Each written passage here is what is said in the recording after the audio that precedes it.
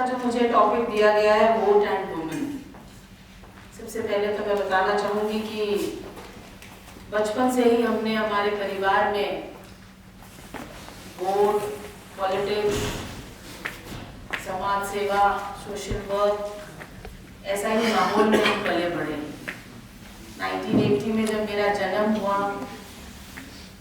उसके 2 महीने बाद मेरे father member of legislative assembly चुने गए थे। जोधपुर सदारपुरा विधानसभा से वो एमएलए निर्वाचित हुए थे। तो एक जीन्स में तो राजनीति थी। 13 साल की उम्र से उनके साथ रहने के अवसर मिले। कई छोटे छोटे कार्यक्रमों में वो मुझे अपने साथ रखा करते थे। उसके बाद 21 साल तक तो मैं उनके साथ रही। फिर 21 साल की उम्र में जब मेरी शादी हो गई तो करीब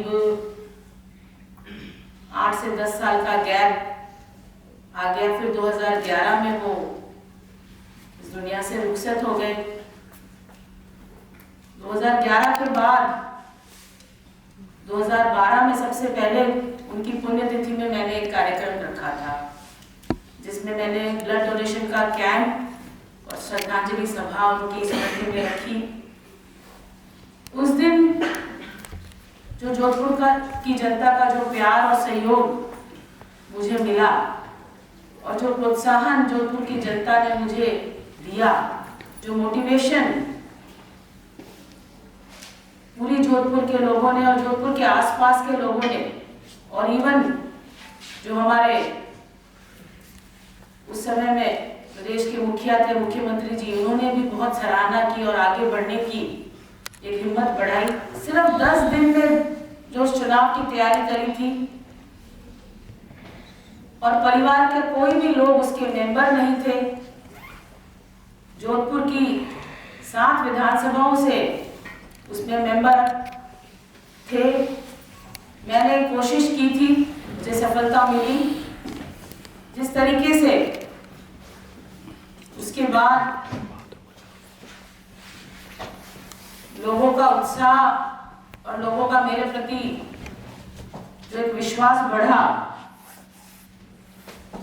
तो मैंने एक छोटा सा प्रयास अपने वार्ड से पार्षद का चुनाव लड़ने का किया, जिसमें मेरे सामने बहुत ही स्ट्रॉन्ग कैंडिडेट थे, मेल थे और ऑपोजिट पार्टी के अच्छे लीडर्स में से आते थे। आने वाले समय के वो ऑपोजिट पार्टी के एमएलए के कैंडिडेट भी थे।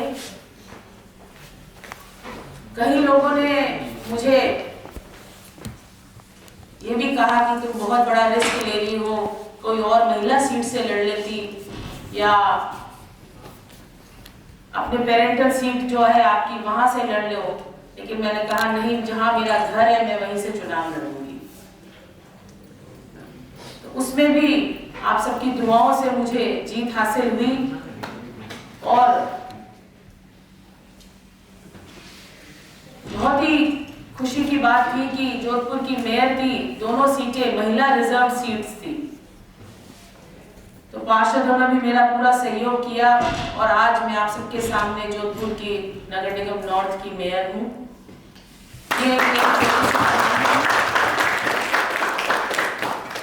जिस तरीके से एक टॉपिक आज दिया गया है वोट एंड वुमेन, हाल ही में हमने हमारा रिपब्लिक डे 26 जनवरी को मनाया। 74th रिपब्लिक डे हमने मनाया और ये 75वां आजादी का अमृत महोत्सव भी हम साथ साथ मना रहे हैं।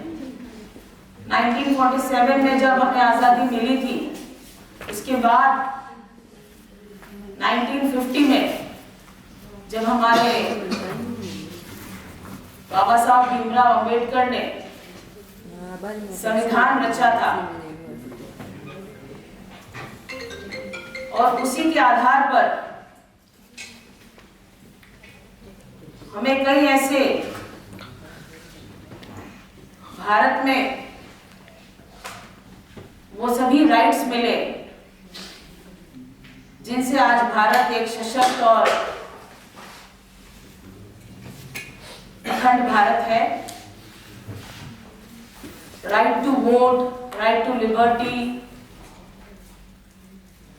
राइट टू सोशल जस्टिस, ऐसे कई आप सबने प्रियम्बल पढ़ा होगा, तो आप सभी भली भांति जानते हैं कि संविधान की जो रचना हुई और जो उसमें बातें बताई गई है वो आज के समय में कितनी महत्वपूर्ण है। महिलाएं जो पूरे भारत में आबादी का आधा हिस्सा है और जो राइट टू वोट उन्हें प्राप्त है, आज महिलाएं संसद में भी हैं और आप सब भली भांति जानती होंगी कि भारत के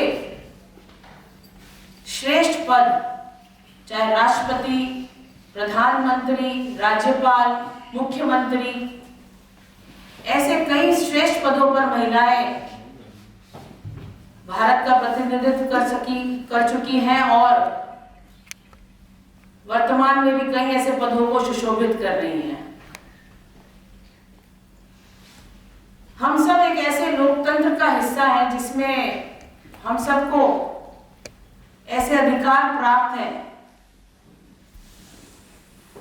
जिसकी वजह से आज महिलाएं समानता के तौर पर कहीं किसी से कम नहीं है।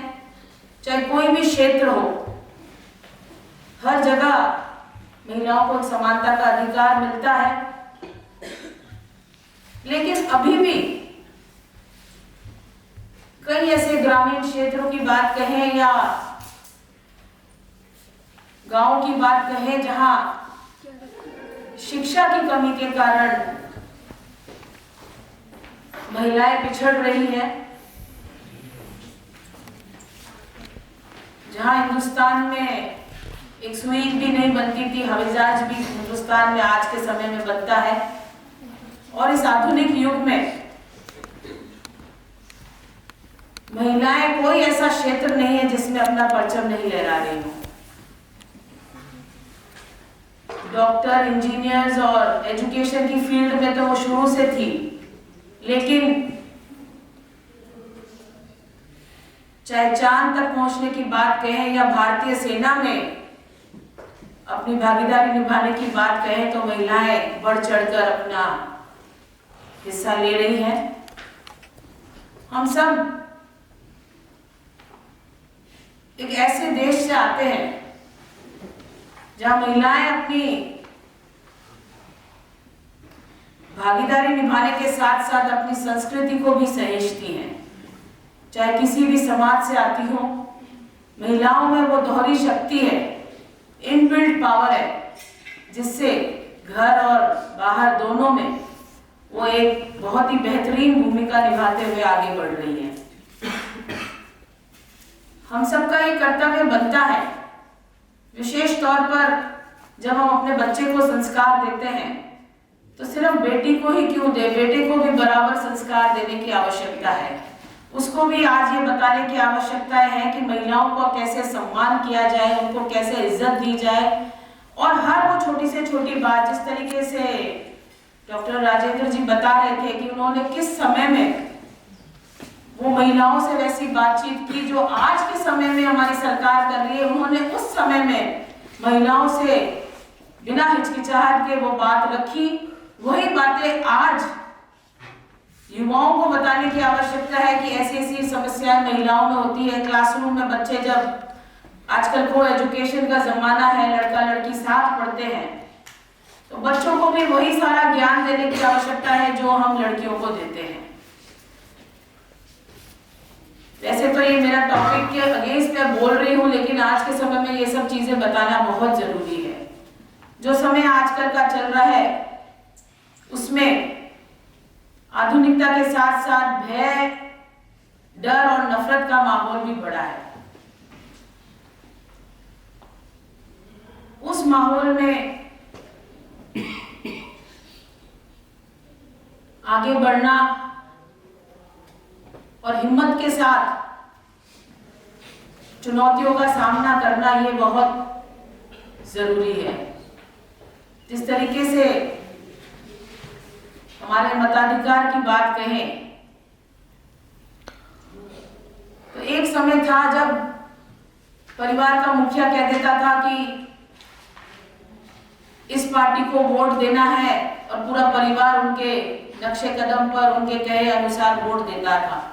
लेकिन मैं आपको बताना चाहूंगी कि आजकल की महिलाएं खुद इतनी समझदार और सक्षम है और वो खुद निर्णय लेने में इतनी प्रभावशाली है कि वो खुद निर्णय लेती है, सही गलत की पहचान उनमें खुद में है। और कई ऐसे घर परिवार हैं जहां मैंने देखा है कि हस्बैंड दूसरी पार्टी को वोट दे रहे हैं और वाइफ किसी और पार्टी को वोट दे रही है। तो इस तरीके की सोच, इस तरीके की भावना हम सबको पैदा करने की जरूरत है। वोट हमारा जो अधिकार है और इससे भारत का भविष्य तय होता है, तो इसमें बहुत सोच समझकर हमें निर्णय लेने की आवश्यकता है। जिस तरीके का माहौल आजकल हम देख रहे हैं, कई वोट बैंक दबाव के क्षेत्र में कुछ पैसे देकर, कुछ लालच देकर इस तरीके से खरीदे भी जाते हैं। लेकिन मेरा ये मानना है कि परिवार की जो महिला होती है उसमें सर्वाधिक सही गलत की पहचान करने की क्षमता होती है।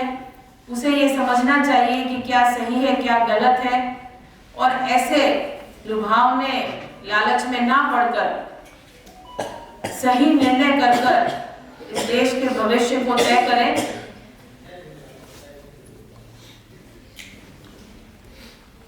आज इस बात पर चर्चा करके मुझे आप सबके बीच बहुत अच्छा लग रहा है कि किस तरीके से